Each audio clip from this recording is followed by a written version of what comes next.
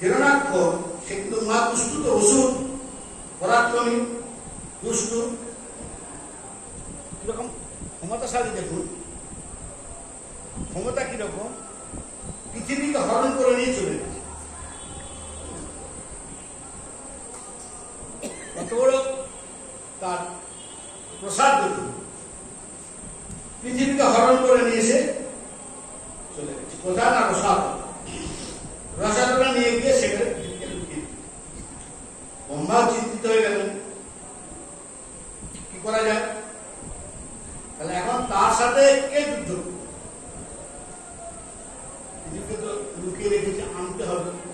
তাহলে পৃথিবীকে যদি আনতে হয়, তাহলে সেই হিরণ্যাক্ষর সঙ্গে কে যুদ্ধ করবে? ভগবানকে স্মরণ করতে ভগবান স্মরণ করছে।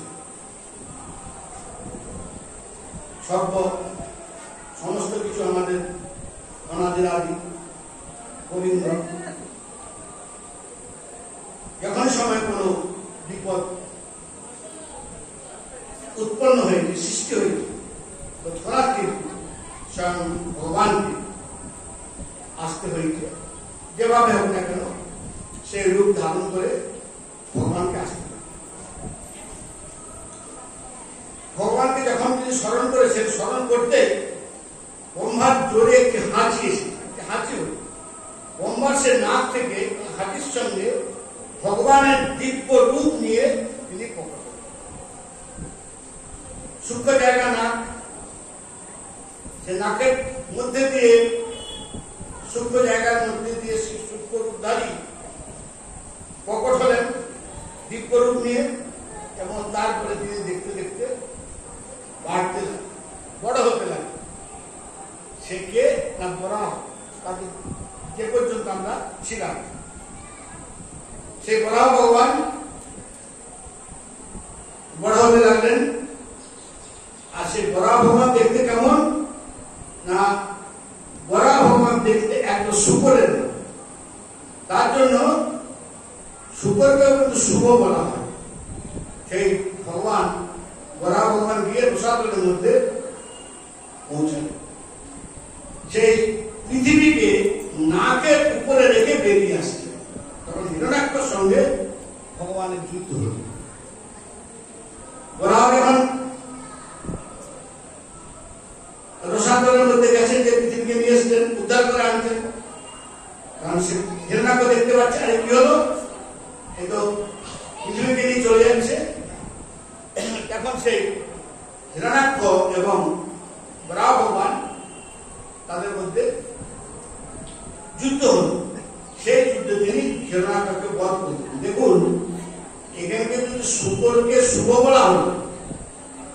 আমরা আমাদের যাত্রার সময় যখন আমরা যদি কোনো শুভ কাজে যাচ্ছি, আমরা যাত্রা করছি, যদি আমাদের সেই সময় সামনে গোমাতা পড়ে, আপনার যাত্রার সময় যদি গোমাতা দর্শন হয়, জানবেন যে আপনার কাজটা শুভ, আপনার যাত্রাটাও শুভ।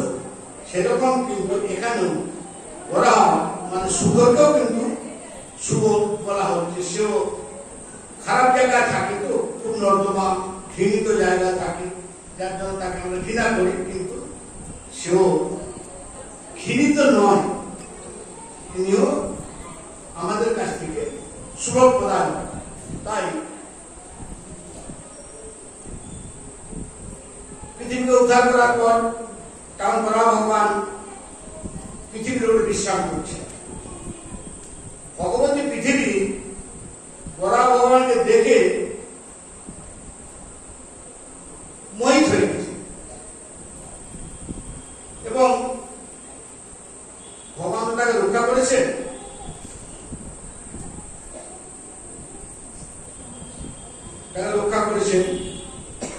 তার জন্য পৃথিবী বরাহ ভগবানকে ভালোবেসে। পৃথিবী নারী তো, বরাহ ভগবান পুরুষ। আমাদের যত গোলমাল, যত কিছু অশান্তি, তার মূল কারণটাই হচ্ছে জানবেন আমাদের ঐশ্বর্য মানে ধন ওই জন্যে সাধুরা বলে না সেখান থেকে দূরে সরে থাকো। যদি ভজনের আনুকূল্য চাও, যদি ভজন করতে চাও, শান্তি চাও, এই জায়গা থেকে দূরে কিন্তু সরে যাও। যত কিছু আপনি পৃথিবীর সৃষ্টির থেকে যত কিছু দেখুন, অনুযায়ী দিদিরা আমাদের যা কিছু তার কারণই হচ্ছে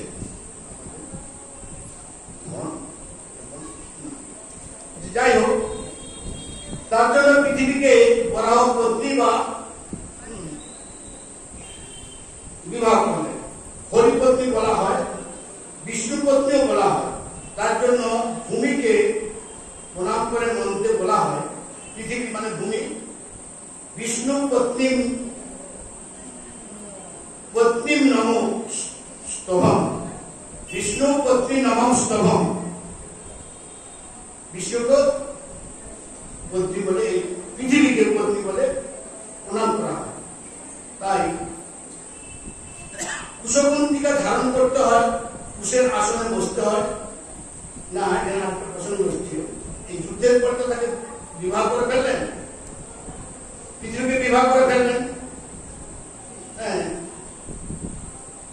যুদ্ধের পর বরাহ ভগবান শরীর যখন ছাড়া দিয়েছেন, তার শরীর থেকে যে লোমগুলো করতে লাগলো, সেই বরাহর কেশ থেকে এই পৃথিবীর দিব্য এক প্রকার ঘাস উৎপন্ন হচ্ছে। ছাড়া দিয়েছে, ছাড়া দেওয়ার সময় শরীরের যে লোমগুলো ছিল, সেই লোমগুলো কিন্তু দেহের দিকে পড়তে শুরু করলো। দেহের দিকে লোমগুলো পড়ার পরে সেই লোমগুলো থেকে এক প্রকারের ঘাস উৎপন্ন, সেই ঘাস তার কেশ থেকে উৎপন্ন হয়েছে। কেশ থেকে উৎপন্ন হয়েছে, যার জন্য তার নাম হলো কুশ। স্বয়ং ভগবান দেহের কেশ থেকে, ভগবানের দেহের অংশ থেকে উৎপন্ন হয়েছে বলে কুশকেও কিন্তু পরম পরম পবিত্র বলা হয়েছে, যেহেতু তার ভগবানের দেহ থেকে, ভগবানের কেশ থেকে এটা উৎপন্ন হয়েছে। পূজা অর্চনা করতে গেলে এই কুশের আসন খুবই শুদ্ধ এবং খুবই প্রয়োজন। কুশ না থাকলে পূজা পাঠ, অর্ঘ্য ইত্যাদি পবিত্র হয় না।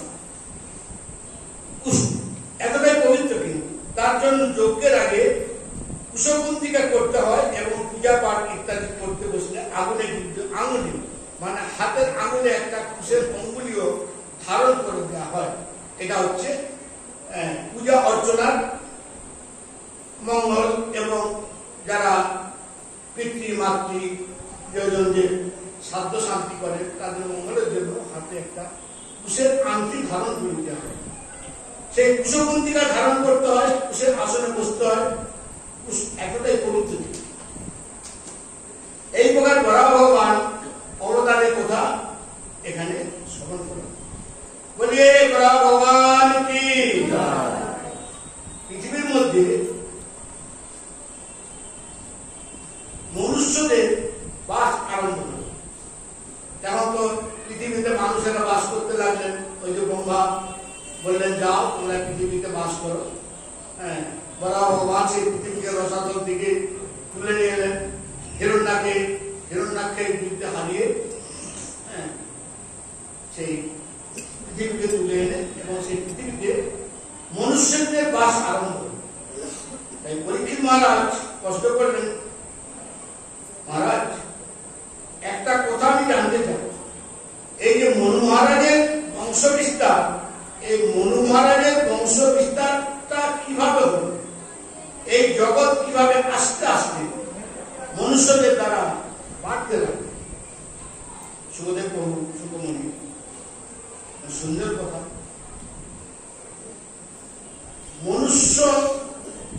মনু মহারাজ আগে 3টি কন্যা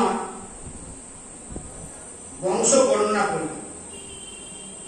প্রথম 3টি কন্যা কে কে? আকুতি, দেবহূতি, প্রসূতি। এই 3টি কন্যার বংশ তিনি বর্ণনা করলেন। দেবহূতির বিবাহ হয়েছে কর্দম্য ঋষির সাথে। দেবহূতির বিবাহ হয়েছে সেই কর্দম্য ঋষিকে। সেই কর্দম্য ঋষি হলেন ব্রহ্মার পুত্র। ব্রহ্মার দ্বারা থেকে সেই মানে ব্রহ্মার থেকে এই কর্দম্য ঋষির কিন্তু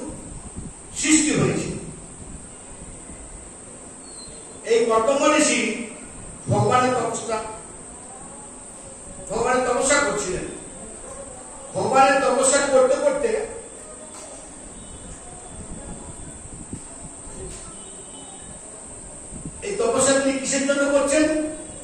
ভগবান প্রকট হয়ে বললেন, তোমার তপস্যা আমি সন্তুষ্ট হয়েছি, বলো তুমি কি বলছ। আগে তো এটাই নিয়ম ছিল, কেউ তপস্যা করতে বসে গেল, ভগবানের কাজ নাই, চলে এলো, বলো সন্তুষ্ট হয়েছে, বলো আমি যেন আপনাকেই মারতে পারি। তথাস্তু। ভগবান কিরকম দেখুন, ভগবান বলছে আমি তোমাকে মারতে পারি, তথাস্তু, তাই পর দিয়ে চলে গেল। হ্যাঁ, তাহলে কিরকম সমস্ত আশ্চর্যজনক ঘটনা ভগবানের। প্রভু এমন পর দিন আমি যেন একজন শ্রেষ্ঠ কন্যাকে বিবাহ করতে পারি। এরকম পর কেউ করে চায় না। আমি একজন সুন্দরী নারী কি সুন্দরী কন্যাকে বিবাহ করতে চাই, এরকম তপস্যা করে এরকম পর চেয়েছে। আজ পর্যন্ত তো শোনা যায়নি। আপনারা কেউ শুনেছেন কোথাও? হ্যাঁ, তপস্যা করছেন হাজার হাজার বছর না খেয়ে না দিয়ে, হ্যাঁ, অস্থি সমশরীর তপস্যা করার পরে যখন ব্রহ্মা বলেন সন্তুষ্ট, ভগবান বলেন সন্তুষ্ট হয়েছে, বলেন ভক্ত কি বলছেন, একটি সুন্দর কন্যা দিন যাতে আমি বিবাহ করতে পারি। যা, হ্যাঁ, আবার ভগবানের কাছে কিরকম বল। অনেকে ভাবে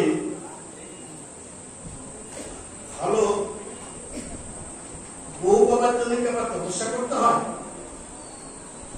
নিশ্চয়ই তপস্যা করলে কি ভালো বউ পাওয়া যাবে। তবে মহাদেবের দেবাদিদেবের যদি ঠিক মতো আরাধনা করা যায়, ঠিক মতো তার যদি অর্চনা করা যায়, তাহলে কিন্তু ভালো স্বামী পেলেও পাওয়া যেতে পারে। ভগবান দেবাদিদেবের কিন্তু এই কৃপাটা আছে। তাই ভগবান কর্দমকে বললেন, ঠিক আছে, যদি তুমি শ্রেষ্ঠ নারী চাচ্ছ পাবে, কিন্তু সেই শ্রেষ্ঠ স্ত্রী তুমি কিসের জন্য চাচ্ছ? শ্রেষ্ঠ নারী তুমি চাচ্ছ কিসের জন্য? কথাটা প্রশ্নের। যদি তুমি শ্রেষ্ঠ নারী পাবে, কিন্তু সেই শ্রেষ্ঠ স্ত্রী দিয়ে কি করবে? সংসার প্রতিপালন, না তাকে ভোগ করবে। কত মনীষী খুব চতুর, বেশি তো চতুর, এরকম চতুর দেখুন।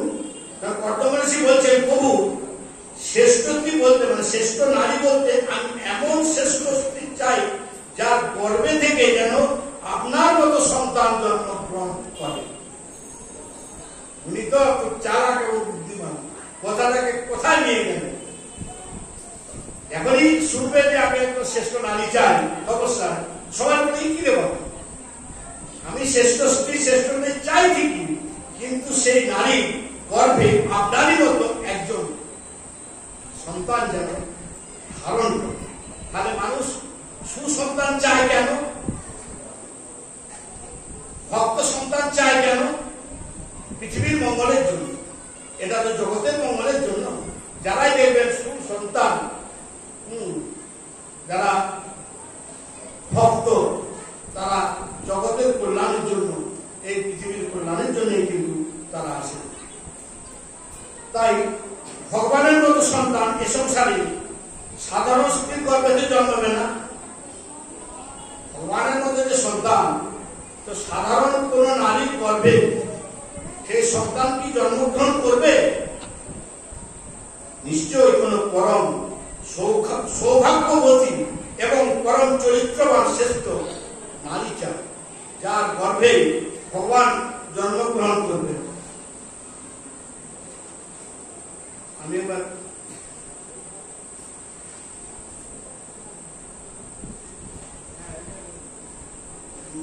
হায়দ্রাবাদে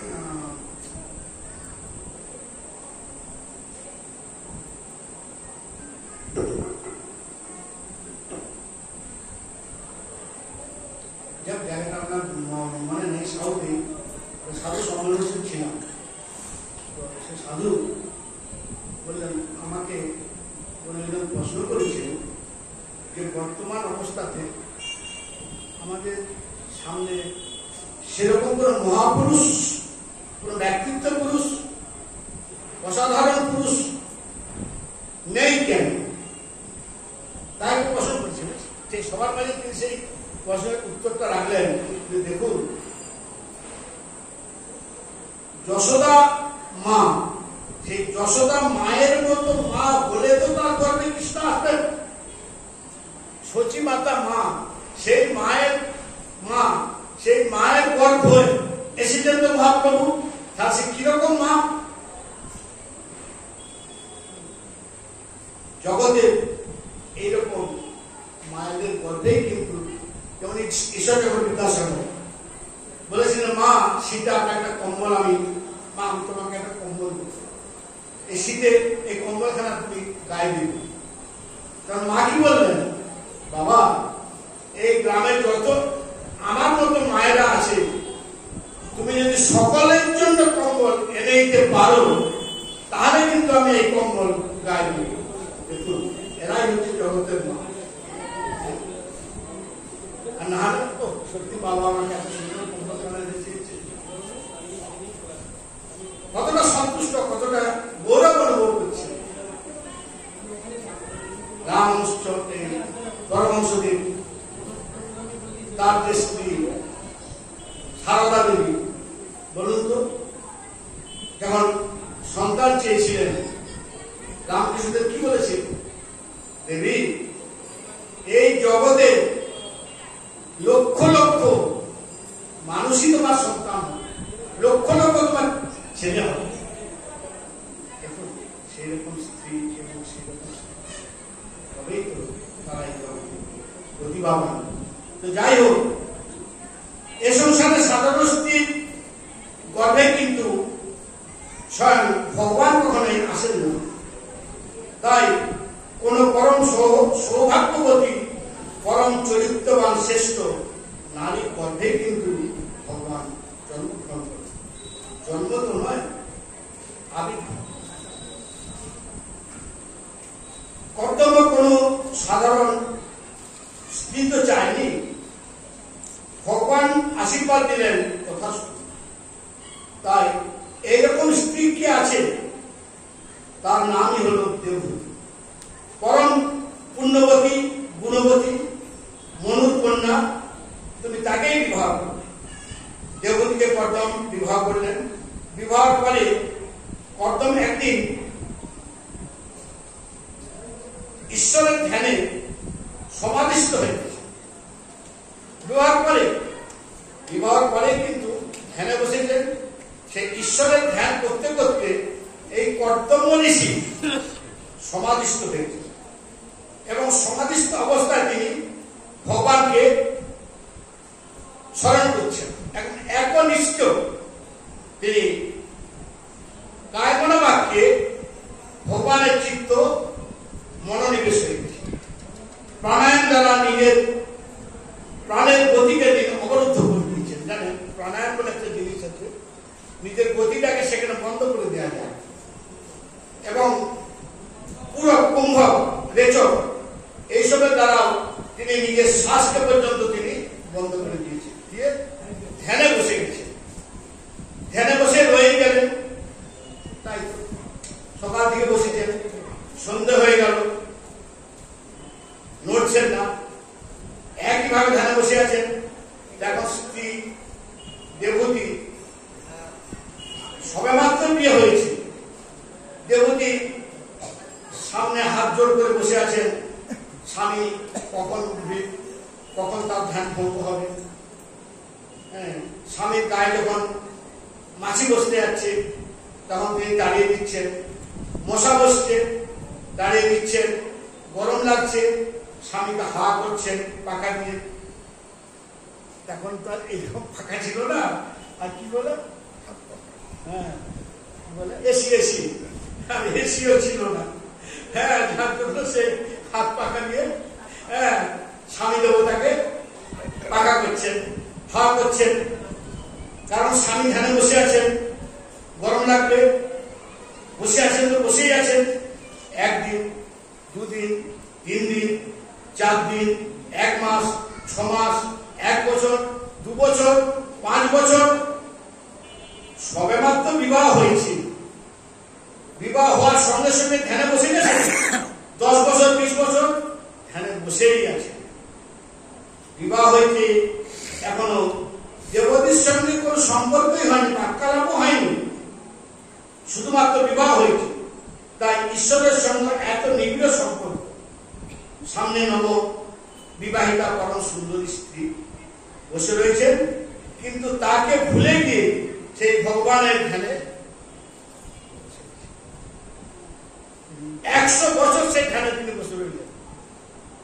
একাদিন 100 বছর বিবাহ করার সঙ্গে সঙ্গে সেই নবজাত স্ত্রীকে রেখে দিয়ে তার সঙ্গে কোনো বাক্যালাপ, কোনো সম্বন্ধ না করে তিনি ধ্যানে বসে গেলেন। এবং সেই ধ্যানটা 100 বছর চলছে। আর স্ত্রী দেবতী কি করছেন? তার স্বামীর চরণ তলে বসে তার পাখা নিয়ে হাত করছে। 100 বছর পরে যখন পরমানন্দের অনুভূতি হল, স্বাভাবিক অবস্থা ফিরে এলো, ধ্যানের মধ্যে যে পরমানন্দ অনুভূতি হয় সেটা জাগ্রত অবস্থাতে হয়নি। তাই কর্দম ঋষি মনে খুব তৃপ্তি পেয়েছেন, আনন্দ পেয়েছেন। চোখ খুললেন, চোখ খুলতেই দেখলেন সামনে অস্থি পিঞ্জ, একটা হাড়ের, এটা মানুষটা নয়, তার সেই অস্থি পিঞ্জর গুলো যেন সেখানে বসে আছে।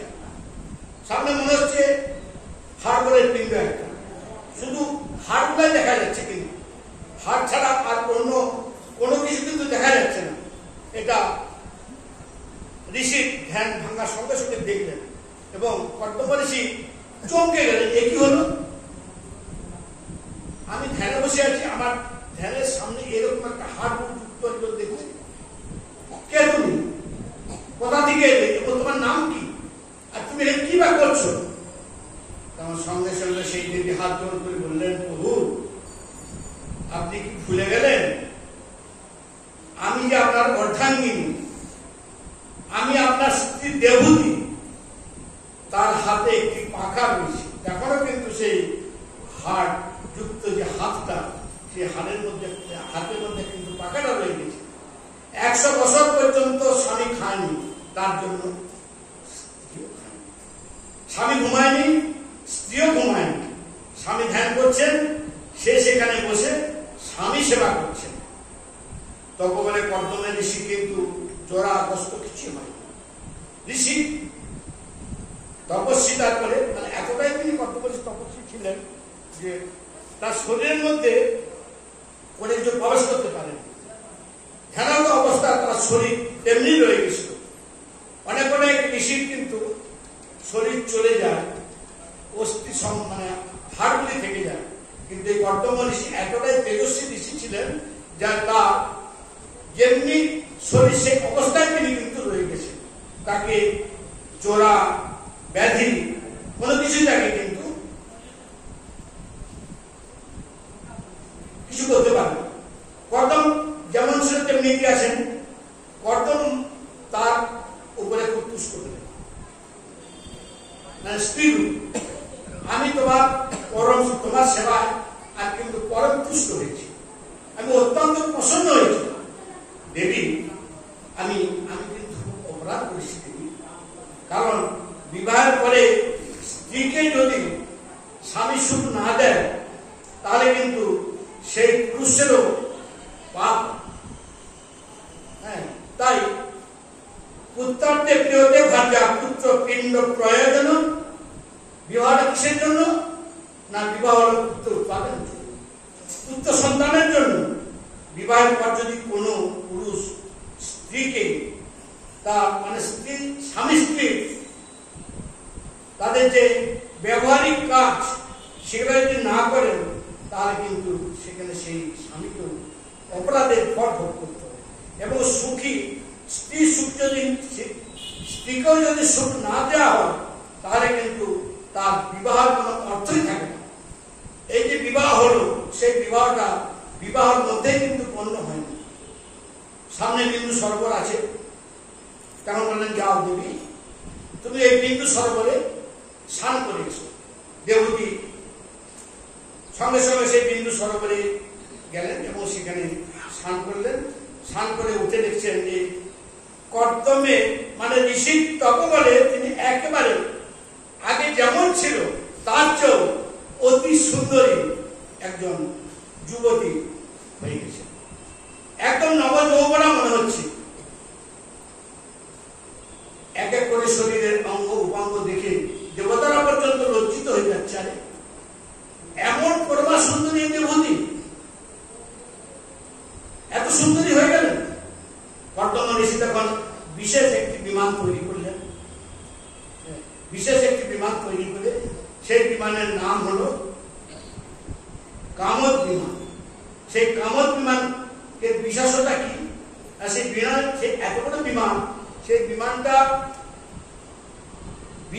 সেই বিমানের মধ্যে সুন্দর সুন্দর বাগিচা আছে, বাগান রয়েছে, স্নানের জায়গা রয়েছে, সুন্দর সুন্দর ঘর রয়েছে, শৌচালয় রয়েছে, বিশ্রামের কক্ষ রয়েছে, সমস্ত কিছু এবং সুসজ্জিত ভাবে সাজানো রয়েছে সেই বিমানের মধ্যে।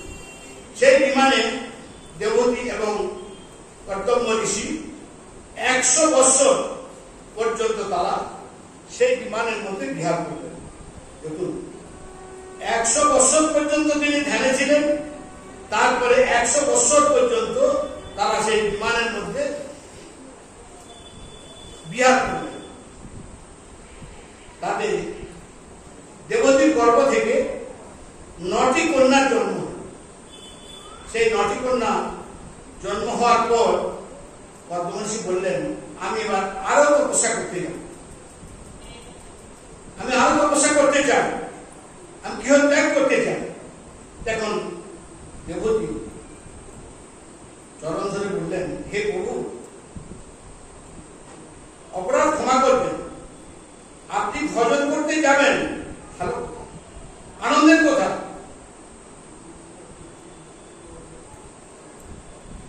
আমি কিন্তু আপনাকে বাধা দেব, কিন্তু আমার কিছু কথা আছে, কথা যদি আপনি একটু শুনেন।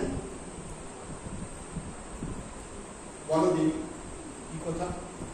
আপনি বিবাহ কিসের জন্য করেছেন? পুত্র প্রাপ্তির জন্য। তা ভগবানের কাছে প্রার্থনা করা ছিল যে আপনার মতো যেন একটি সন্তান জন্ম দিতে পারে। আমার স্ত্রী, আমার বিবাহ করার কারণ আপনার মতো যেমন একটি পুত্র সন্তান আমার স্ত্রী জন্ম দিতে পারে, এটাই আমার উদ্দেশ্য ছিল। তাহলে স্বামী ছাড়া স্ত্রী কিভাবে সন্তানের জন্ম দেবে? আর আপনি যদি পুত্র উৎপাদন না করেন, তাহলে আপনি যে বংশ সংকল্প করেছেন, সেই সংকল্প, সেই বংশটা আস্তে আস্তে বাড়বে কি করে এবং সেটা পূর্ণ কি করে হবে? যে কারণে আপনি সাধন করলেন সেটা তো আপনার পূর্ণ হলো না, অপূর্ণ রয়ে গেল। তার জন্য একটি পুত্র সন্তান আমরা অবশ্যই চাই। পুত্র জন্ম না দিয়ে আপনি কিন্তু যেতে পারবেন না। দয়া করে একটি পুত্র হোক, তারপর আপনি তপস্যা ধ্যানে যেখানে খুশি যেতে চান আপনি যাবেন। কারণ কর্দম ঋষি বললেন, ঠিক আছে। দেখতে দেখতে দেবতীর গর্ভ ধারণ হলো, গর্ভে একটি সুন্দর সন্তান এসেছে, জন্ম হলো, সুন্দর একটি পুত্র, ভগবানের বংশ থেকে খুব সুন্দর একটি পুত্র, তার নাম হলো কপিল দেব। কপিল ভগবান কি পুত্র জন্ম হয়েছে। তখন পিতা বললেন, এবার কিন্তু আমি বেঁচে চাই। দেবতী আবার চরণ ধরে বললেন, হে প্রিয়নাথ, পুত্রের জন্ম হয়েছে, আপনি ছেড়ে চলে যাবেন? কন্যারা এখন যুবতী হয়েছে, তার তো বড় হয়েছে, তাদের বিবাহ না দিয়ে, তাদের উপযুক্ত পাত্রে সম্প্রদান না করে আপনি কি করে চলে যাবেন? ঘরের মধ্যে যদি যুবতী কন্যারা থাকে, তাদের ছেড়ে দিয়ে যদি পিতা চলে যায়, তাহলে তার দোষও কিন্তু পিতাকে লাগে। তাই উচিত যোগ্য প্রাপ্তে কন্যাদের সম্প্রদান করুন, করে তবে আপনি গৃহত্যাগ করবেন। ঠিক আছে, কন্যাদের জন্য উত্তম পাত্র খুঁজছেন। একদিকে ব্রহ্মা নিজের ছেলেদের জন্য পাত্রী খুঁজছেন। ব্রহ্মা তার ছেলেদের বিয়ে দেবেন, ব্রহ্মা ছেলেদের জন্য পাত্রী খুঁজছেন যে কর্দম ঋষি তার যে কন্যা, সেই কন্যাদের জন্য পাত্র ব্রহ্মা 10 জন পুত্র, আর এই ঋষি 9 জন কন্যা। তাহলে ব্রহ্মা 10 জন পুত্র, তার মধ্যে একজনের নারদ, সে তো ভজন করতে বনে চলে গেছেন, এবং বাকি আছে 9 জন। তারা সেই কর্তব্যে 9টি কন্যার সাথে ব্রহ্মা বিবাহ। ব্রহ্মাকে দেখে বললেন, হে পিতামহ, কি আদেশ? আমি আপনার ছেলেদের জন্য পাত্রী খুঁজতে বেরিয়েছি, তো তুমি তোমার কন্যাদের কি আমার পুত্রদের সঙ্গে বিবাহ দেবে? আমার পুত্রদের কি তোমার কন্যাদের অর্পণ করবে? আমার পুত্রদের সাথে তাদের কি তুমি বিবাহ দিতে চাও? তখন ব্রহ্মার পুত্ররা এক থেকে এক বড় বড় তপস্বী এবং ঋষিগণ, তাদের সাথে তিনি বিবাহ করেন। এবং মরীচি কোলা নামক এক কন্যা ছিল, অত্রিকে অনুসূয়া নামক কন্যা দিলেন। এই অনুসূয়াই কিন্তু জগতের মধ্যে, পৃথিবীর মধ্যে, কেন ব্রহ্মাণ্ডের মধ্যে শ্রেষ্ঠ নারী বলে সেই সময় পরিচিত ছিলেন। অনুসূয়া অত্রি ঋষির স্ত্রী, মানে অত্রির সঙ্গে তো বিয়ে দিলেন অনুসূয়া। এই অনুসূয়াকে শ্রেষ্ঠ নারী বলা হয়েছে। তারপরে অঙ্গিরা ঋষিকে শ্রদ্ধা নামক কন্যা দিলেন, পুলস্ত ঋষিকে হরি নামক কন্যা দিলেন, পুলহ ঋষিকে ক্রুত নামক কন্যা দিলেন, ভিগ ঋষি নামক ভিগকে দিলেন খ্যাতি নামক যে কন্যা, বশিষ্ঠকে অরুন্ধতী নামক যে কন্যা, আর অর্থগণকে শান্তি নামক কন্যার সাথে বিবাহ দিলেন। এইভাবে 9 জন ঋষির সাথে 9 জন কন্যার বিবাহ দিলেন। এবার বললেন, এখন আমি তপস্যা করতে যাই। আবার যখন ধরেছে, না, আমার এখনো বিষয়ের প্রতি তৃষ্ণা মেটেনি, আমার এখনো বিষয়ের প্রতি আসক্তি আছে, বিষয়ের ইচ্ছা এখন আমার পূর্ণ হয়নি।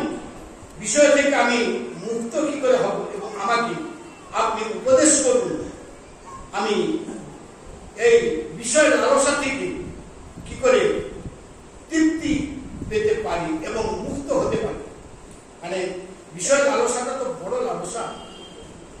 পয়সা ऐसा বিষ, খোদা সে 19 বিষ, কবি কবি পয়সা বিষ। তাহলে ভগবানের যে পয়সা কিন্তু বড়, হ্যাঁ, পয়সার শোকটাও বড়। এটা একদম সাংঘাতিক কথা।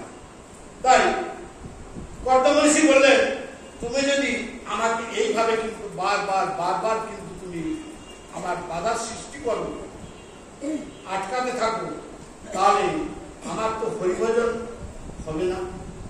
আমার হরিভজন কি করে হবে? তুমি যদি আমাকে এইভাবে বারবার বাধা দাও, এবার তুমি আমাকে যেতে দাও, তাহলে আমার মনের মধ্যে যে সংশয়, আমার যে প্রশ্ন, সেগুলো কে মিটাবে? আমার মনের মধ্যে প্রশ্নগুলো, সংশয়গুলো আছে, তো সেটা সমাধান কি করা হবে? হ্যাঁ, এই যে তোমার পুত্র কপিলদেব, এই কপিলদেবী তোমার মনের মধ্যে সমস্ত সংশয়, এবং তার কাছে তুমি জিজ্ঞেস করবে বলে কর্দম ঋষি ভজনের উদ্দেশ্যে গৃহ ত্যাগ করে বনে গমন করলেন। পুত্র বড় হয়েছেন, উপনয়ন সংস্কার হয়েছে, বেদ বিদ্যায় বিশারদ হয়েছেন। একদিন কপিলমুনি বাড়িতে এক বৃক্ষের নিচে ধ্যানস্থ হয়ে বসে আছে, এবং মা দেবতীর দৃষ্টি সেই পুত্রের উপরে পড়ল, এবং পুত্রকে দেখে মনে হচ্ছে, দেবতী পুত্রকে দেখছি এবং দেখে মনে হচ্ছে তার মুখ থেকে তীব্র তেজ নির্গত হচ্ছে, এবং দৌড়ে গিয়ে পুত্রের সামনে বসেছেন। বসে পুত্র কবির প্রার্থনা করছে,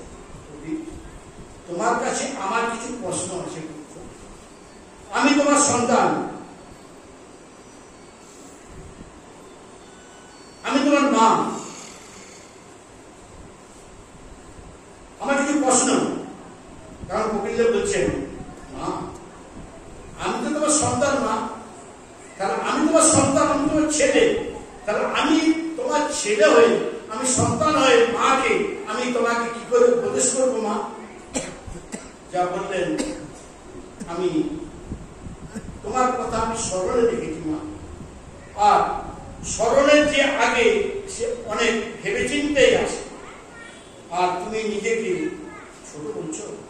মনে রাখবে,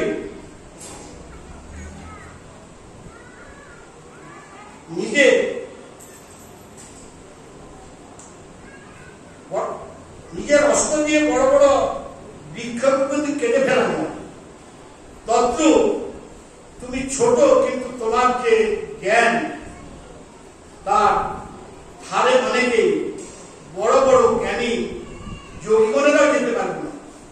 তুমি তোমার জ্ঞানের ধার দিয়ে আমার অজ্ঞানরূপী, আমার যে ভেতরের মধ্যে অজ্ঞানরূপী যে বৃক্ষ আছে, সেই অজ্ঞানরূপী বৃক্ষকে তুমি কেটে পারবে। মায়ের কথা শুনে কবির তখন হাসতে লাগবে। ঠিক আছে মা, যা তুমি কি জানতে চাও? তখন প্রশ্ন করলেন যে আমাদের মন থেকে বিষয়ের বাসনা কখনো পূর্ণ হয় না কেন? আমরা যতই বিষয়ে ভোগ করতে থাকি, দেখুন আমাদের বিষয় বাসনাটা কিন্তু ততই বাড়বে। তার প্রশ্নটা করেছেন মা দেবতী, তাকে ভগবান কপিল দেব, তাকেও ভগবান বলা হচ্ছে। সে ভগবান কপিল দেবকে প্রশ্ন করছেন যে আমাদের মন থেকে বিষয়ের বাসনাটা কখনো পূর্ণ কেন হয় না? এখানে কপিল ভগবান নিজের মাকে উপদেশ করবে, মানুষের মনের ইচ্ছা আজ পর্যন্ত কেউ মেটাতে পারে।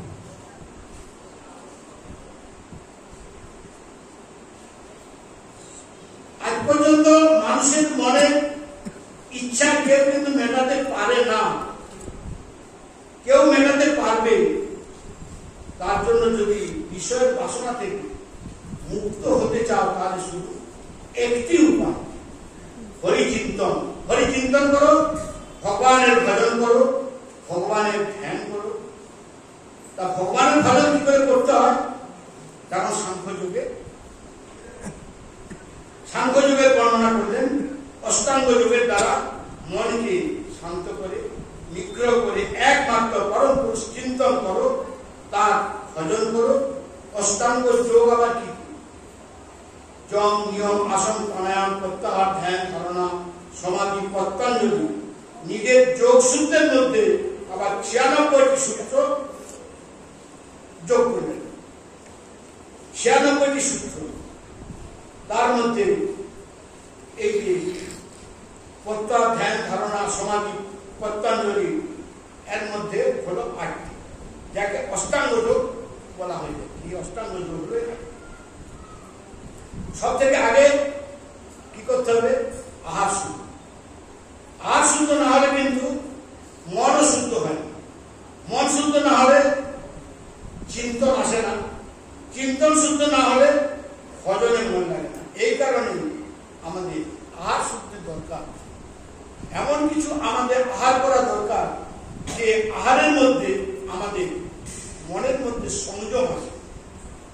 যার জন্যই আমাদের নিরামিষ আহারকে এতটা প্রাধান্য দেওয়া হচ্ছে। কেন?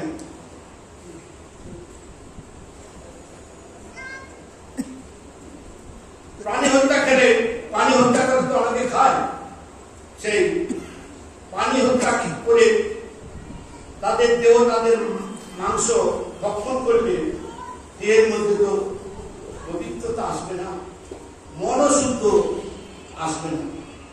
এইসব দুর্গন্ধযুক্ত খাবার পরিত্যাগ করে নিজের মনকে ভগবানের চরণে নিবৃষ্টি করে ভগবানের শ্রীরূপকে আমাদের চিন্তা করতে হবে। আমরা মাংস খাই, ছাগলের মাংস খাই। ছাগল কি খায়? হ্যাঁ, তাহলে ছাগল ঘাস খায়, গাছের ডাল পাতা খায়। তাহলে ঘাস ডাল পাতা খেয়ে ছাগল কত সুন্দর পুষ্ট, আর আমরা আমাদের দেহকে পুষ্ট করার জন্য সেই ছাগলের মাংস খাচ্ছি। আমাদের বিচারটা দেব।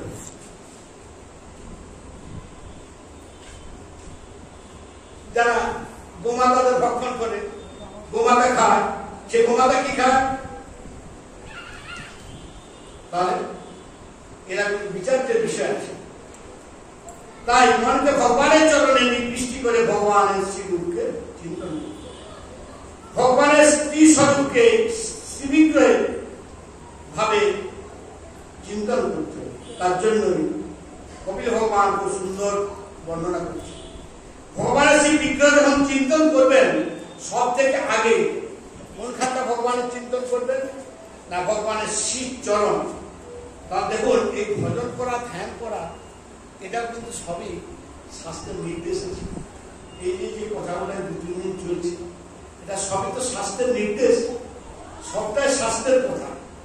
এবং আজ থেকে সৃষ্টির প্রথমে, এটা তো সৃষ্টির প্রথম থেকে যেমন পৃথিবীতে বাস করতে লাগলেন, মুনি ঋষিদের বললেন বাবা তোমরা পৃথিবীতে যাও এবং সেই পৃথিবীতে তোমরা বাস করো। তাহলে সেই পৃথিবীতে যখন বাস করতে এলেন, তখনকার কথা আগে ভগবানের চরণ চিন্তা করতেন। ভগবানের চরণে যে চিহ্নগুলো আছে, সেই চিহ্নগুলো চিন্তা করতেন। কি কি চিহ্ন আছে? বজ্র, অঙ্কুশ, ধ্বজ, রথ, পর্বত ইত্যাদি চিহ্ন। ভগবানের নখ, ভগবানের জানু, ভগবানের বক্ষস্থল, ভগবানের কণ্ঠ, গলা, মুখমণ্ডল, ময়ূর পাখা, এগুলো সব পরে পরে চিন্তন। তাই কপিল ভগবান উপদেশ প্রাপ্ত করে মাকে দেবতীর পরম ধাম গমন করালেন। আর কপিল ভগবান গঙ্গাসাগরে আজও তিনি কিন্তু তপস্যা করছেন। কোথায় তপস্যা করছেন? গঙ্গাসাগরে সেই আজও কিন্তু কপিল ভগবান তপস্যা করছেন। গঙ্গাসাগরে বসে তিনি সাধন করছেন। এই যে কপিল ভগবানের 9টি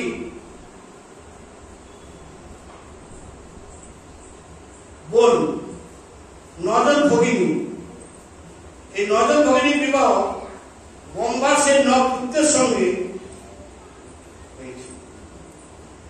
বশিষ্ঠ, মরীচি, পুলস্ত, পুলহ, দক্ষ ইত্যাদি। তাদের থেকে যে সন্তান হলো, সেই সন্তান দ্বারা আস্তে আস্তে কিন্তু এই সমস্ত সংসার ভরে গেল।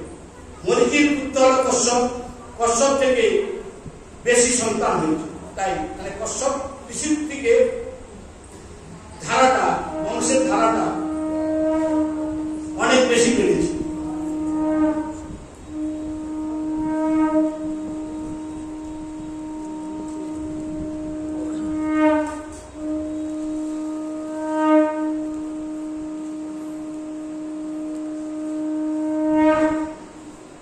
তাই আমাদের পরিচয় আছে না গোত্র, যারা পুজো দিতে যায় নাম এবং গোত্র, অমুক নাম অমুক গোত্র। তাহলে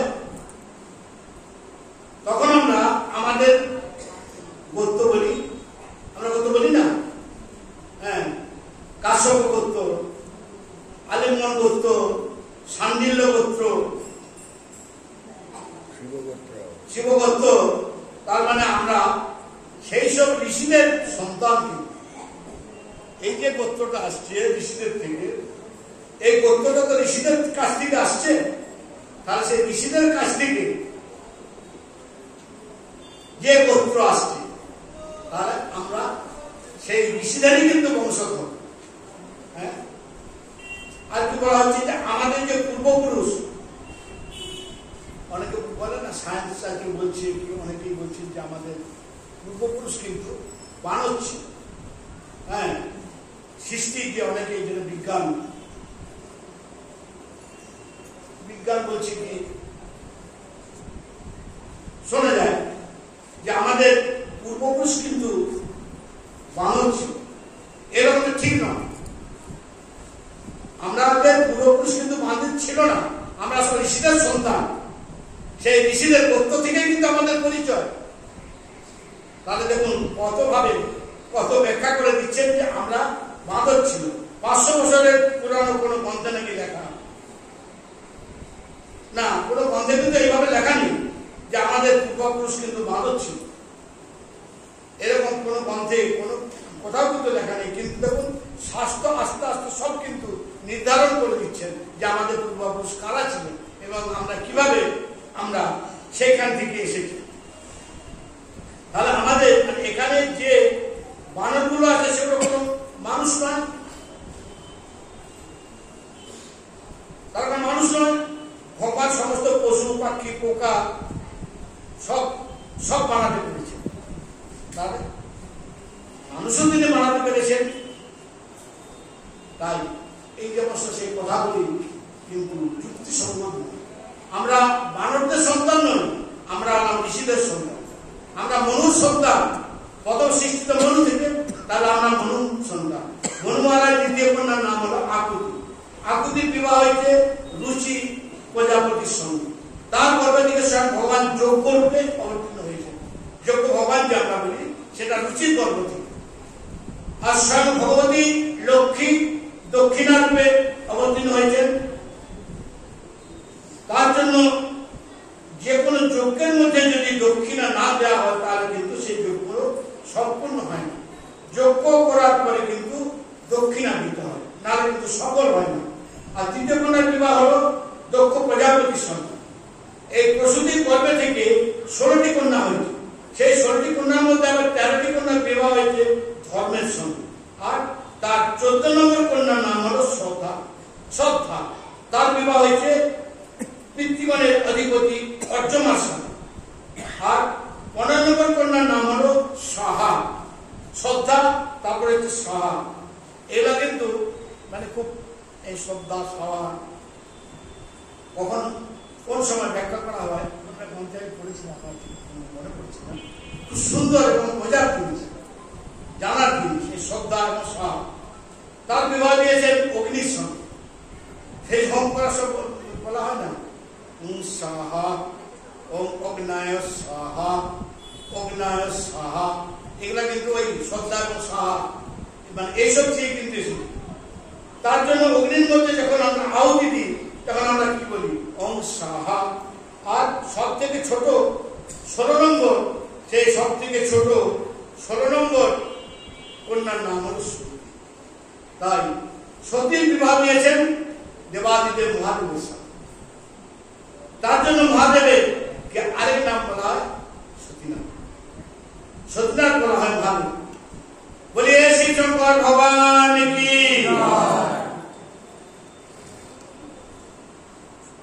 সতীর বিবাহ মহাদেবের সঙ্গে হয়েছে। দেবাদিদেব মহাদেব থাকেন কোথাও হিমালয়। তার ফসল ফুসল গাছের ছাল, হ্যাঁ। তার অলঙ্কার, অলঙ্কার হচ্ছে যেমন সাপ কাঁকড়া বিষে, তাই তো এইসবই তো মহাদেবের অলঙ্কার। একেবারে হিমালয়ের বলে থাকেন পাহাড়ের উপরে, ফসল ফুসল গাছের ছাল, হ্যাঁ। আর তার যে গহনা আর কি আমরা যে করি চুরি ফুড়ি কি বলে হার, হ্যাঁ, যেমন হার, সাপ, সাপটার গলার হার, হ্যাঁ, মাখা কি করে কাঁকড়া বিছাটা মানে কানের কুণ্ডল, এইভাবে তার গহনা এইভাবে সেজে থাকে, হ্যাঁ। তাহলে তার সঙ্গী, সঙ্গী কারা? সঙ্গী, হ্যাঁ, ভূত প্রেত ডকিনি ডাকিনি জাগিনি যত কিছু তার হচ্ছে এই সঙ্গী। এইরকম জামাইকে কে ভালোবাসে আপনি বলুন। আমি কি পরিচয় দেবো? তাহলে এই যে দক্ষ প্রজাপতি, হ্যাঁ, সতীর সাথে দক্ষ মহাদেবের যে বিয়ে হলো, তার শ্বশুর মশাই দক্ষ প্রজাপতি। সেই দক্ষ প্রজাপতি কি করে বলবেন যে এ আমার জামাই? তাই সবসময় বলে জামাই নিন্দা করতে। এই সংসারের মধ্যে যে শ্বশুর জামাই নিন্দা করে সেই শ্বশুরের সাক্ষাৎ কখনো করতে নেই। সে শ্বশুরের সাক্ষাৎ করলে, দর্শন করলে কি হয়, নরক যন্ত্রণা ভোগ করতে হয়। তাই শ্বশুরকে কখনো ভুলেও জামাই নিন্দা করতে হবে। কন্যা দান করে শিখতে হবে। কন্যার সুখ কিন্তু জামাইয়ের উপরে। জামাই যদি সুখী না হয়, জামাই যদি সুখে না থাকে, তাহলে সে কন্যাকে কি করে সুখে রাখবে? যেহেতু কন্যাদান করেছেন, শ্বশুরকে কখনো ভুলো জামাই নিন্দা করতে না, কারণ জামাইকে বিষ্ণু স্বরূপ মনে করার জন্য বলা হয়। শাস্ত্রে বলা হচ্ছে জামাই কি রকম না, জামাই বিষ্ণু স্বরূপ। যখন বিয়ে হয়, তাই যে কোনো পুরোহিতকে যদি জিজ্ঞাসা করা যায় যে বিয়ের মধ্যে যখন কন্যাদান হয়, যখন কন্যা সম্প্রদান করা হয়, তখন মন্ত্রে কি বলা হয়? আমি বিষ্ণু স্বরূপ জামাতাকে আমি আমার লক্ষ্মী স্বরূপ কন্যাকে দান করলাম। বিষ্ণু স্বরূপ জামাতাকে আমি আমার যে কন্যা, সেই কন্যাকে লক্ষ্মী স্বরূপ দান করলাম। তদ্রূপ ঘরের মধ্যে যখন বৌমা নিয়ে আসছো, তখন মনে রাখতে হবে যে আমার ছেলে যেমন পরের জন্য বিষ্ণু তদ্রূপ তোমার বৌমাও কিন্তু তোমার ঘরের লক্ষ্মী স্বরূপ। তুমি যখন ঘরে বৌমা আনছো, তার মানে তুমি ঘরে সাক্ষাৎ লক্ষ্মী আনছো। তাই লক্ষ্মীকে যত্ন করে রাখতে হবে, তদ্রূপ বৌমারও যত্ন করে রাখতে হবে এবং জামাইকেও তদ্রূপ যত্ন। তাই একবার দক্ষ প্রজাপতি বিশাল এক যজ্ঞের আয়োজন করেছে। এখানে একটা প্রসঙ্গ রয়ে গেল।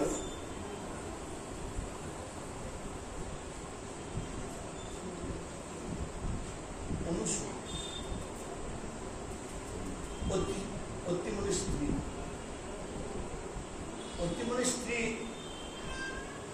তার সতী যে সতীত্ব, এটা কিন্তু ছড়িয়ে পড়ছে সারা পৃথিবী থেকে ব্রহ্মাণ্ড, স্বর্গ, সমস্ত কিছু তার সতীর সতীত্বটা ছড়িয়ে পড়ছে। নারদ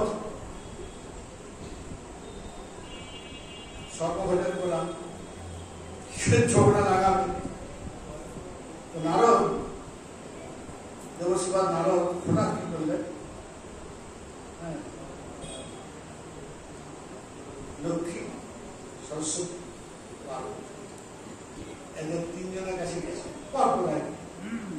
বললেন আরে তোমরা তো বিশাল বড়াই করো, তোমরা গর্ব করো না যে আমাদের মতো বর আর এই পৃথিবীতে কি আছে? সত্যি তাই,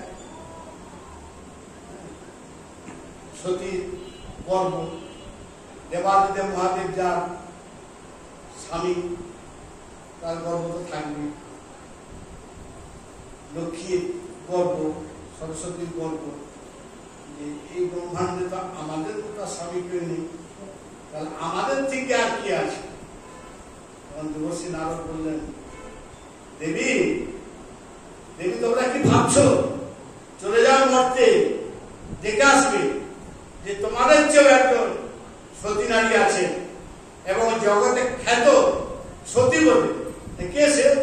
না, অনুসূয়া, অত্রিমণির স্ত্রী।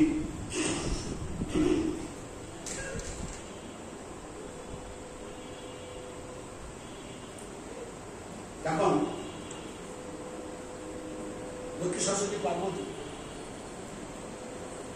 লক্ষ্মী সরস্বতী পার্বতী তিনজন তাদের স্বামীর কাছে গেছে যে শুনছি যে মর্তে এমন কি একজন নারী আছে যে নারী তার সতীত্ব সারা পৃথিবী, স্বর্গ, মর্ত সমস্ত ছড়িয়ে পড়েছে। সে কি এমন নাম? আমাদের চেয়েও তার সতীত্ব, কেমন নারী সে? যা সে যদি সত্যি তার সতীত্ব থাকে, তাহলে তার সতীত্ব নষ্ট করতে হবে। এই জগতে তার সতীত্ব খ্যাতি চলবে না, সেটা নষ্ট করতে হবে। দেখুন, মানে আমি তো আমার থেকেও বড় হোক, এটা আগেও ছিল, চলছে, আগামী দিনেও থাকে। তাহলে এদের মনেও হিংসা যে আমাদের সতীত্বের চেয়েও আরো কোনো সতীত্ব খ্যাতি যশ লাভ করুক, এটা আমরা চাই না। তোমরা যাও, তোমরা যে সতীত্ব নষ্ট কি করবে? বউদের কথা তো শুনতেই হবে। স্ত্রীর কথা যদি না শোনা যায়, রাত্রে ভাত পাবেন না, রান্নাই করবেন না।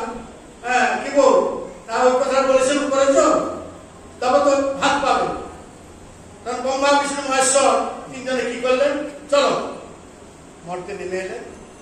মর্তে নেমে এসে তিনজন ঋষি মুনির রূপ ধারণ করে সেই অত্রিমণি স্ত্রীর কাছে গেছেন। না দেবী, আমরা ঋষিবর, আমরা ক্ষুধার্ত, তৃষ্ণার্ত, আমাদেরকে সেবা করাতে হবে এবং আমাদের সেবা করে আমাদের তুষ্ট করাতে হবে। সাধু ঋষি, কারো বাড়িতে যদি সাধু ঋষি যায়, দেখুন সবাই কিন্তু দুর্বল হয়ে যায় সেই সাধুদের সেবা করবার জন্য। কিভাবে তার সেবা করবেন, কিভাবে তার আতিথ্য করবেন, কিভাবে আপ্যায়ন করবেন, যাতে সাধু কোনো অমর্যাদা না ঘটে। সাধু সেবা, হ্যাঁ, এটা সবচেয়ে বড় সেবা, যার জন্য সে তটস্থ হয়ে যায়। তখন সেই দেবী অনুসুয়া এসে প্রার্থনা করলেন, মুনিবর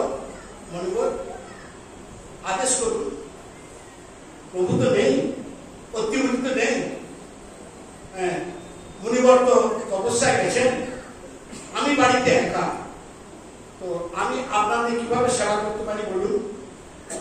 তখন সেই ঋষিরা, মানে ব্রহ্মা বিষ্ণু মহেশ্বর ঋষি রূপ ধরে ভগবান বললেন, আমরা অন্য কিছু খাই না, আমরা অন্য কিছু খাবো না,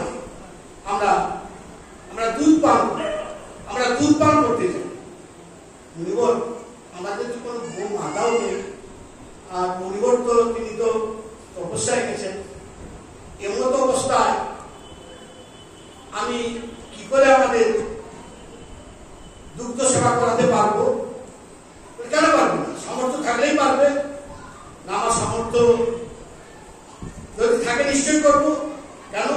তোমার নিজের দুগ্ধ আছে, তোমার নিজের স্তনের যে দুগ্ধ, সেই দুধ আমরা পান করি। তাহলে এই ভাষাটা যদি বলা যায়, এই ভাষাটা বললে তার মানেটা কি দাঁড়ায়, তার ইনার মিনিংটা কি আসছে?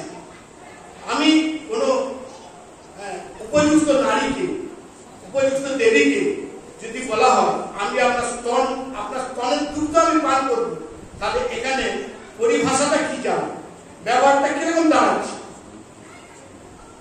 দেবী অনুসুয়া তো চিন্তিত হয়ে পড়লেন। তাই আমি বলেছি যদি আমার সামর্থ্য থাকে আমি দেবো, তাহলে আমার তো সামর্থ্য আছে, আমি যদি সাধু সেবা না করি তাহলে তো আমার অপরাধ হবে।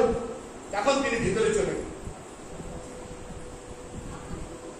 অতিমুনি স্মরণ করলেন, ঋষি তো স্মরণ করে দেখতে পেলেন, এত ঋষিবর নয়, এরা তো তিন দেবতা, ব্রহ্মা বিষ্ণু মহেশ্বর, পরীক্ষা করার জন্য এসেছেন। সমস্ত মিলিয়ে হ্যাঁ, আপনারা বসুন,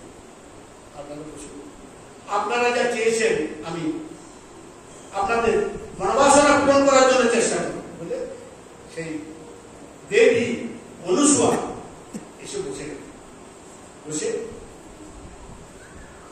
আমি যদি সতী নারী হই, আমি যদি সতী হই, এই যে তোমরা তিন মুনি কি ঋষি যাই হোক, তোমরা তিনজনে 6 মাসের শিশু হয়ে গেল। ব্যাস, সতী নারীর বাক্য সঙ্গে সঙ্গে সে ব্রহ্মা বিষ্ণু মহেশ্বর তিনজনে 6 মাসের শিশু হয়ে গেল। ব্যাস, তাহলে 6 মাসের শিশুকে স্তনপান করাতে কোনো অসুবিধা নেই, কোনো কুণ্ঠা নেই, কোনো চিন্তাও নেই। ব্যাস, দিব্যি সেই 3 সন্তান নিয়ে দেবী মেতে আছেন। এদিকে কি হয়েছে? ব্রহ্মাণ্ড অচল হয়ে যাচ্ছে, মানে ব্রহ্মাণ্ড তো অচল হয়ে যাচ্ছে।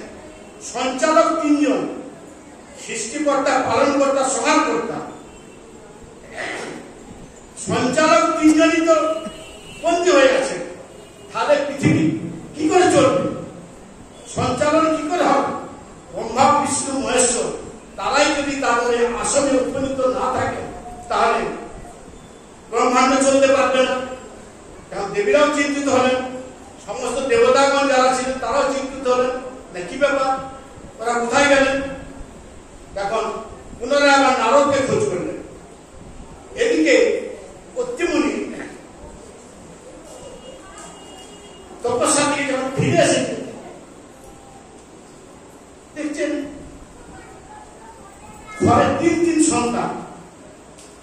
দেবী, একই দেবী, এই তিন সন্তান কেন? পুরোহিত আপনার সন্তান। দেবী, কি বলছো তুমি? আমার সন্তান? হ্যাঁ আপনার সন্তান। অত্রিমুনি ধ্যানে বসে জানতে পারলেন, জানে বলছে দেবী তুমি একই করেছো, সংসার তো অচল হয়ে যাবে, ব্রহ্মাণ্ড চলবে না, তুমি একে ফিরিয়ে দাও। একদিকে এইভাবে বন্দী করে রেখো না, সারা ব্রহ্মাণ্ড নয় হয়ে যাবে। দেবী অনুসূয়া বলছেন না, আর আমি তো দিয়ে ভালোবেসে ফেলেছি, এরা তো আমার সন্তান, তাই একদিকে ছেড়ে তো আমি থাকতে পারবো না প্রভু। এইদিকে নারদকে যখন জিজ্ঞাসা করলেন, লক্ষ্মী, সরস্বতী, সতী তিনজন যখন জিজ্ঞেস করলেন প্রভু তারা যে গেলেন না, নারদ সে জিজ্ঞাসা করলেন দেবী আপনাদের প্রভুদের যে পাঠালেন তারা কোথায়? এদিকে ব্রহ্মাণ্ড তো শূন্য হয়ে যাবে, জগতের কাজ তো চলবে না, কাজ তো অচল হয়ে যাবে না। দেখুন তারা শিশু হয়ে ওখানে রয়ে গেছে বলে লক্ষ্মী, সরস্বতী, সতী, হ্যাঁ ওনারা এলেন। এসে মাতা দেবী অনুসূয়ার কাছে ক্ষমা চাই যে মা আমাদের অন্যায় হয়েছে, আমরা আপনাকে পরীক্ষা করতে পাঠিয়েছিলাম, আমাদের অনেক বড় অন্যায়, যার জন্য কখনো কাউকে পরীক্ষা করতে না, কাউকে পরীক্ষা করতে যাওয়া চরম অন্যায় এবং নিজেকে অনেক রকম বিপর্যয়ের মধ্যে করতে পারে। তাই দেবী অনুসূয়ার কাছে মাপ চাই, আমি তো দেব না। এখানে আমার আরেকটাও কারণ আছে যে দেবী অনুসূয়া এবং অত্রিমুনি এই ব্রহ্মা, বিষ্ণু, মহেশ্বরকে পুত্ররূপে চেয়েছিলেন বলে একটা সময় সাধনা করছিলেন। সেই সাধনার সময় মনে মনে বাসনা হয়েছিল এবং বর চেয়েছিলেন এরা যেন আমার গর্ভে জন্মগ্রহণ করে কি আমার পুত্ররূপে জন্মায়। তাই এই ক্ষেত্রে আরেকটা সংযোগ করে দিচ্ছেন, তারা পুত্ররূপে বিরাজ করছেন। এখন এইভাবে যখন অনেক অনুনয় বিনয় করলেন দেবীরা, তারপরে ঋষিমণিগণ, প্রত্যেক ঋষি বললেন দেবী এ ভুল করো না, তুমি তাদের ফিরিয়ে দাও। তার দিকে আমরা আবার পুনরায় যে অবস্থায় ছিলেন মাতা অনুসূয়া, দেবী অনুসূয়া, তার দিকে সেইভাবে ফিরিয়ে দিল। এইদিকে যে ঘটনা আমরা যাচ্ছিলাম,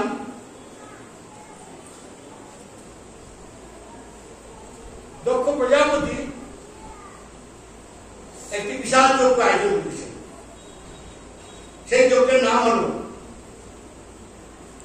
বারহস্পত্য যজ্ঞ। সেই যজ্ঞে কিন্তু সবাইকে নিমন্ত্রণ করেছেন, সবাইকে, স্বর্গের যত দেবতাদের নিমন্ত্রণ করেছেন, প্রত্যেকের আলাদা আলাদা আসন দেওয়া হয়েছে, কিন্তু দেবাদিদেব মহাদেবকে নিমন্ত্রণ করেন। ভগবতী সতী যখন জানতে পারলেন সেই যজ্ঞের কথা, জানতে পারলেন, হঠাৎ দেখতে স্বর্গের মধ্যে দিয়ে অনেক রথ যাচ্ছে। সতীর আরো তো অনেক বোনেরা ছিল, সেই বোনেরা সব যাচ্ছেন।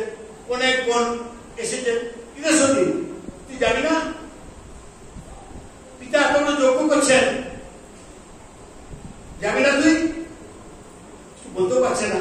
ও আচ্ছা হ্যাঁ যাবো। তুই কেন শুনি না? শুনেছি পিতা যজ্ঞ করতে, শুনেছি। তো দেখি দেবাদেবকে বলি, তার কাছে বলতে হবে তো।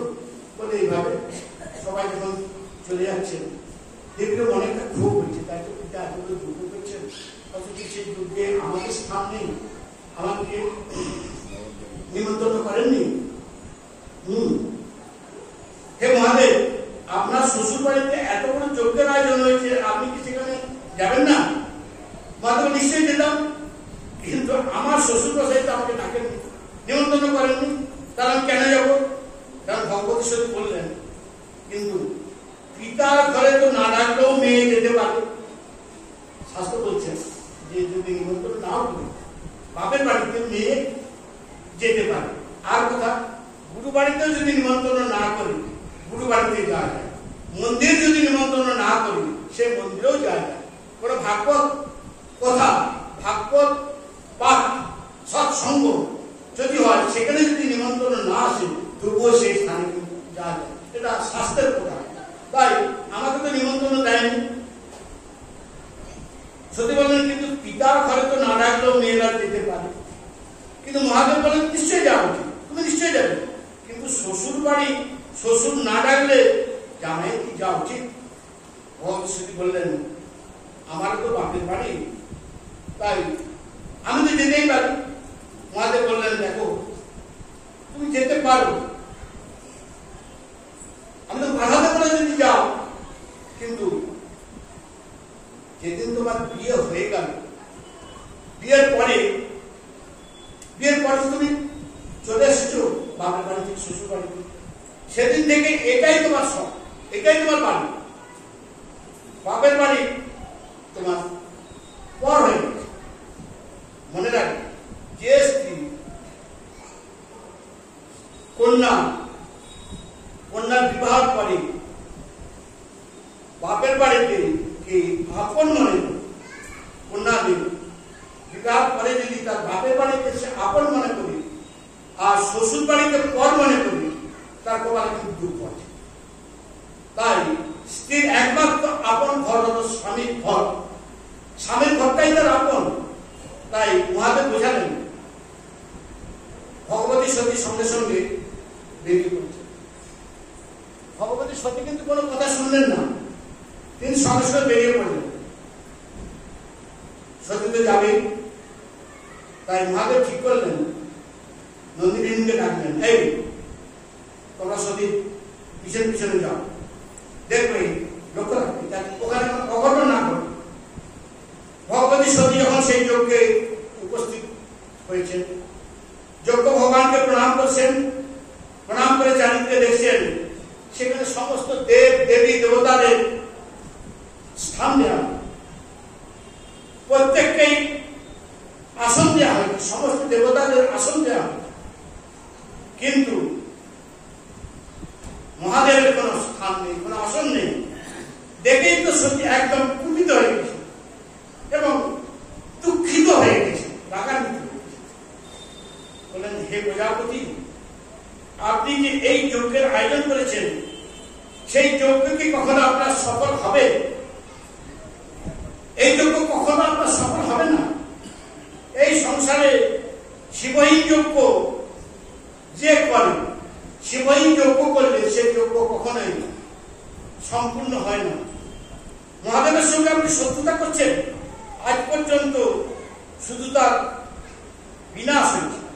শুনেই দক্ষ প্রজাপতি গর্জনা করে বললেন, আচ্ছা আমি তো ভুলেই গেছি যে আমার আরো কোনো মেয়ে আছে। আমি সমস্ত মেয়েদের নিমন্ত্রণ করেছি ঠিকই, কিন্তু আমার আরো যে কোনো মেয়ে আছে এই কথাটা তো ভুলে গেছি। তোকে তো মেয়ে বলে আমার স্মরণে নেই, তুই যে আমার মেয়ে এটা আমার জ্ঞাত নেই। আচ্ছা তাহলে তোমার দ্বারা আমার এই দেহ উৎপন্ন হয়নি? তুমি কি বলতে চাও? তোমার দ্বারা এই দেহ আমার উৎপন্ন হয়নি? বলে সঙ্গে সঙ্গে ভগবতী সতী নিজের দেহ মানে তখন সেই প্রজাপতি শিবনিন্দা করছেন, অজস্র শিবে গালাগালি দিচ্ছেন, সেই সহ্য না করতে পেরে অবশ্য মেয়েদের স্বামী নিন্দা শুনতেও নেই, স্বামী নিন্দা শুনতেও করতে নেই। তো যাই হোক সতী সেই শিবনিন্দা মানে স্বামীর নিন্দা যখন সহ্য করতে পারলেন না, সহ্য না করতে পেরে তিনি সঙ্গে সঙ্গে সেখানে দেহ ত্যাগ করলেন এবং দেহ ত্যাগ করার সঙ্গে সঙ্গে যে রুদ্রগণ ছিল সেই রুদ্রগণেরা সঙ্গে সঙ্গে সেখানে দৌড়ে এসেছিলেন, দৌড়ে এসে দাঁড়িয়েছেন। কি হলো? মা ভগবতী নিজের দেহ ত্যাগ করলেন, সঙ্গে সঙ্গে মহাদেবের কাছে গেলেন। মহাদেব যখন খবরটা শুনলেন, শোনার সঙ্গে সঙ্গে মহাদেব তার জোটা থেকে একটা জোটা ছিঁড়ে সেটাকে ঘুরিয়ে ছুঁড়ে দিলেন। ছোড়ার সঙ্গে সঙ্গে সেখানে সেই ভয়ঙ্কর জোড়া থেকে বীরভদ্র উৎপন্ন হল। বীরভদ্র নামক একজন এমন উৎপন্ন হলো সে অর্থ হাসে হাসতে। মহাদেব বলল যাও। বীরভদ্র বললেন কি আদেশ? তুমি যাও, যে দক্ষ যে যজ্ঞ করছে সেই যজ্ঞকে তুমি বিধ্বংস করে দাও। এবং প্রজাপতি যজ্ঞ যখনই সামনে এসেছে তখন সেই প্রজাপতিকে ধরেছে, ধরে তার দেহটাকে ছুটে ফেলে দিয়ে সেই মুন্ডটাকে নিয়ে সেই কুণ্ডের মধ্যে ফেলে দিয়েছেন, দিয়ে ওম সাহা ব্যাস আহুতি দিয়ে দিলেন এবং সমস্ত যজ্ঞকে লণ্ডভণ্ড করে দিলেন। এদিকে দেবাদিদেব মহাদেব এসে সতীর দেহকে নিয়ে কাঁধে নিয়ে তাণ্ডব নৃত্য আরম্ভ করে দিয়েছেন। সতীর দেহকে নিয়ে যখন দেবাদিদেব মহাদেব নৃত্য করছেন তখন পৃথিবী থরথর করে কাঁপছে। দেবতাগণ শিবহরির কাছে গেলেন, সমস্ত দেবতাগণ চিন্তিত হয়ে গেছেন। তাই তো এই যে মহাদেবের অবস্থা, এই যে তাণ্ডব অবস্থা, এই অবস্থা কি করা যায়, কি করে তাকে শান্ত করে রাখা যায়? তখন তারা ভগবান শিবহরির কাছে গেছেন। শিবহরি কাছে বলছেন হে প্রভু আমাদের রক্ষা করুন। তখন ভগবান সমস্ত ঘটনা শুনে সুদর্শন পাঠিয়ে দিলেন। সুদর্শন পাঠিয়ে দিয়ে সেই সুদর্শন দিয়ে সেই সতীর দেহকে সেই চক্রের দ্বারা টুকরো টুকরো করে ফেলে দিলেন। কারণ যতক্ষণ সতীর দেহ থাকবে ততক্ষণ পর্যন্ত কিন্তু মহাদেবের ক্রোধ শান্ত হবে না। তাই সতীর দেহ যখনই শেষ হয়ে গেল মহাদেবের ক্রোধ শান্ত। দেবতাগণ সবাই মিলে এসে মহাদেবের স্তুতি করলেন, বন্দনা করলেন। মহাদেবকে বললেন, মহাদেব বললেন কি চাও?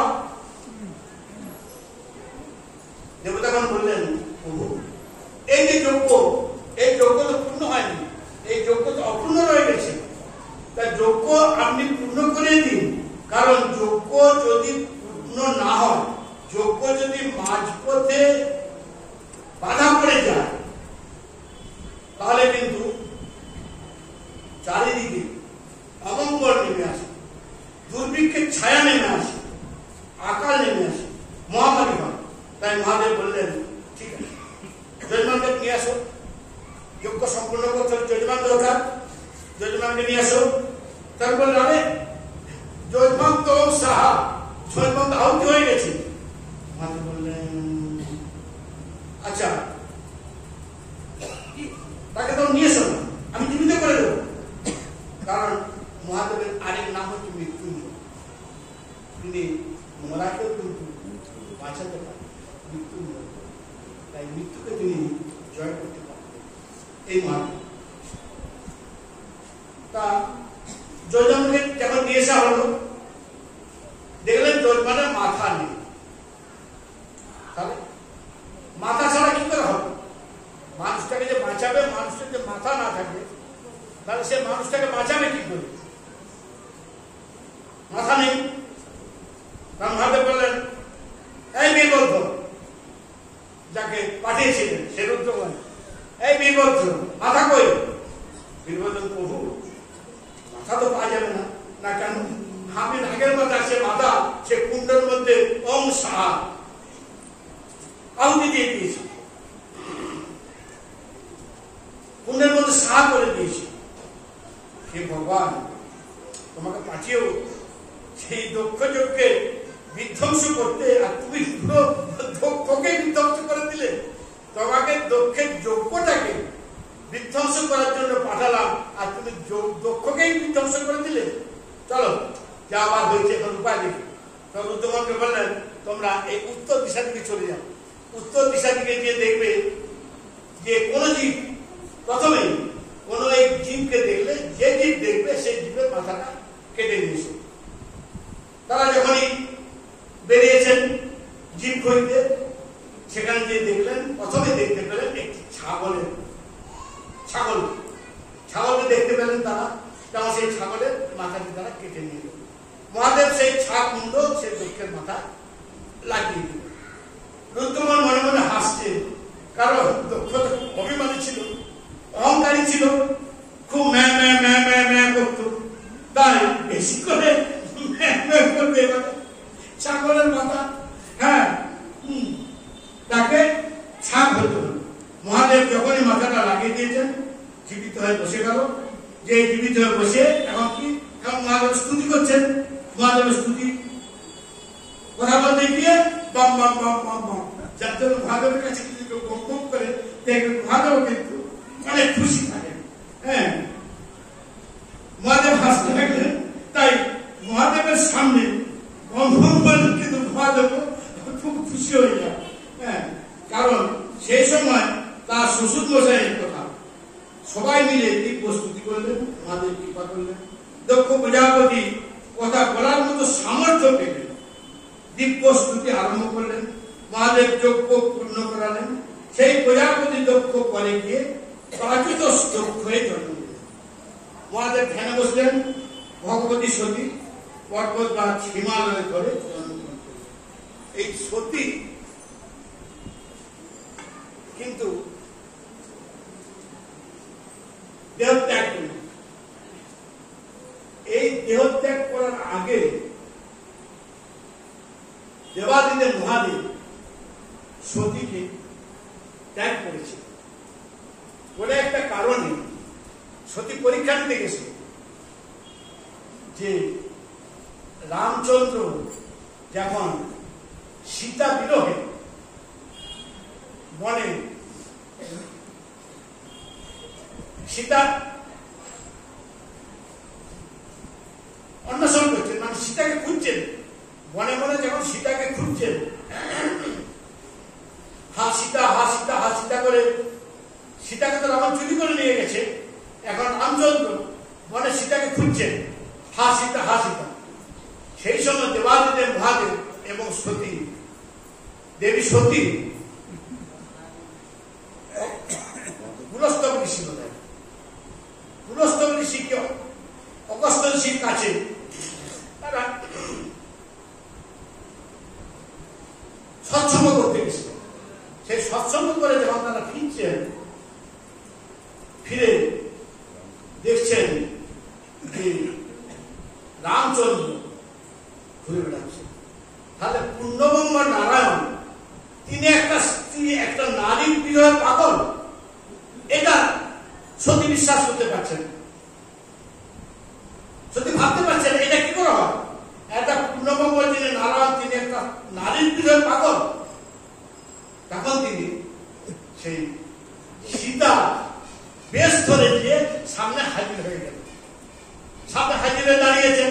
তাহলে রামচন্দ্র আসবেন, সীতা সীতা করতে করতে আসবেন, যে আমাকে দর্শন করবেন, দর্শন করার সঙ্গে সঙ্গে সীতা পেয়ে যাবে, রামচন্দ্র আনন্দিত হয়ে যাবেন। এই ভেবে তিনি সামনে দাঁড়িয়েছেন। যেই সামনে দাঁড়িয়েছেন, রামচন্দ্র সীতা সীতা করতে করতে এসে দেবী দেবী একই রূপ তোমার, সতী তো সীতা রূপে গেছে। হ্যাঁ, সে তো দেখতে পাচ্ছেন সতী পূর্ণবঙ্গ নারায়ণ, তাদের কাছে তো চালাকি চাতুরি চলবে না। দেবী এই রূপ কি তোমার? সীতা তো সতী তো দেখেই মাথা ঘুরে গেছে, চলে এসেছে। এখন সেই দেবাদিদেব মহাদেব আর কিন্তু সতীকে তার পাশে বসানো। যখন সতী এলেন, সতীকে সামনে একটা আসন দিলেন। এখন সতী শিখে গেলেন যে দেবাদিদেব মহাদেব আমাকে ত্যাগ করলেন। সেই আসন দিয়ে সতীকে বসতে বলে তিনি ধ্যানে বসে গেলেন। 88,000 বছর তিনি ধ্যানে বসে রইলেন। তারপরে ঘটনা আবার সেই সতী পুনরায় পার্বতী হলেন, হিমালয়ের কন্যা, করে আবার দেবাদিদের সঙ্গে বিবাহ হলো। আজকে এইখানে বিশ্রাম রাখলাম। আবার যদি আগামীকাল মহাপ্রভু সতীমার কৃপা হয়, আপনাদের কৃপা হয়। আচ্ছা, কালকে কি গুরু পূর্ণিমা? গুরু কথা হবে না? অবশ্যই গুরু কথাই হবে। তাহলে এই প্রসঙ্গটা থাকবে।